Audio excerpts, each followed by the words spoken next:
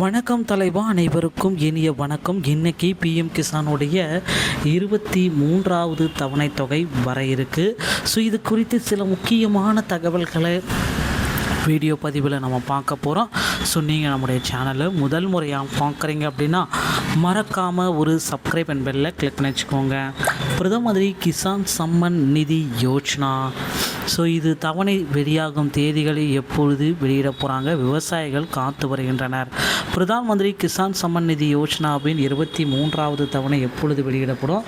இதுவரை 22 தவணைகள் வெளியிடப்பட்ட நிலையில் 23வது தவணையானது எப்பொழுது உங்களுக்கு வெளியாகும் அப்படின்ட்டு மக்கள் ஒரு பக்கம் எதிர்பார்த்துட்டே இருக்காங்க. ஸோ இந்த 23வது தவணைகளில் சில மாற்றங்கள் இருக்கும் அப்படின்றது எல்லோர் மத்தியிலுமே நல்லா தெரிகிறதுங்க. ஸோ பிரதம மந்திரி கிசான் சம்மன் நிதி யோஜனாவின் 23வது தவணை தொகை வெளியிட போகிறாங்க. இதுவரை 22 தவணை தொகையில் நல்லபடியாக வெளியாச்சு. 23வது தவணை தொகை பல்வேறு திட்டங்களின் மூலம் சமூகத்தின் வெவ்வேறு பிரிவினர்களுக்கு பலன்களை வழங்க பணியாற்றி வருகிறது. உதாரணமாக பிரதம மந்திரி கிசான் சம்மன் நிதி யோஜனாவை எடுத்துக்கொள்ளலாம். ஒவ்வொரு ஆண்டும் தகுதியுள்ள லட்சக்கணக்கான விவசாயிகள் திட்டத்தின் மூலம் பயன்பெறுகின்றனர்.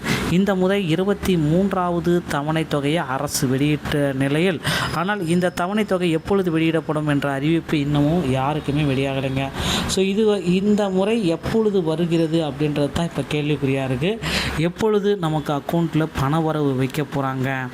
ஸோ இந்த திட்டம் எந்த தேதியில் செல்லும்? இந்த திட்டத்தின் முறை 23வது தவணை வெளியிடப்படுகிறது. பிரதம மந்திரி கிசான் சம்மன் நிதி யோஜனாவின் ஒவ்வொரு தவணையும் ஏறக்குறைய 4 மாத இடைவெளிக்குள் வெளியிடப்படுகிறது என்பதை தெரிந்து கொள்ளுங்கள்.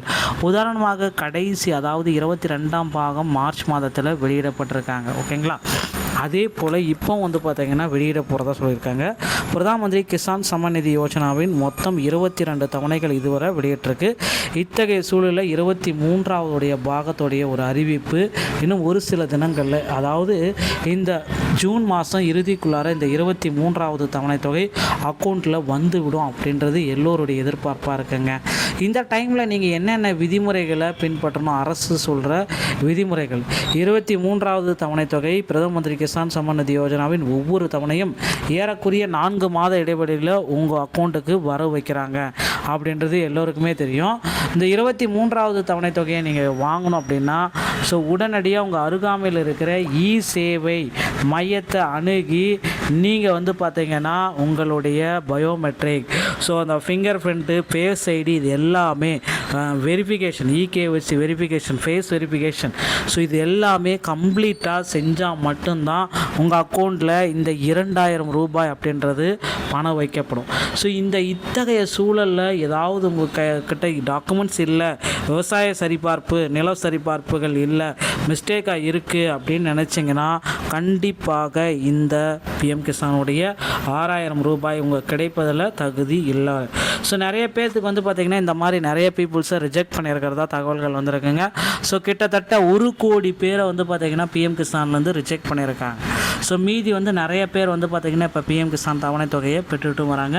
நிறைய பேர் இதில் ரிஜெக்டும் ஆகிருக்காங்க. ஸோ விரைவில் பார்த்திங்கன்னா பிஎம் கிசானுடைய ஒரு சில முக்கியமான தகவல்கள் வெளியாகும் அப்படின்றத நிச்சயமாக எதிர்பார்க்கலாம்.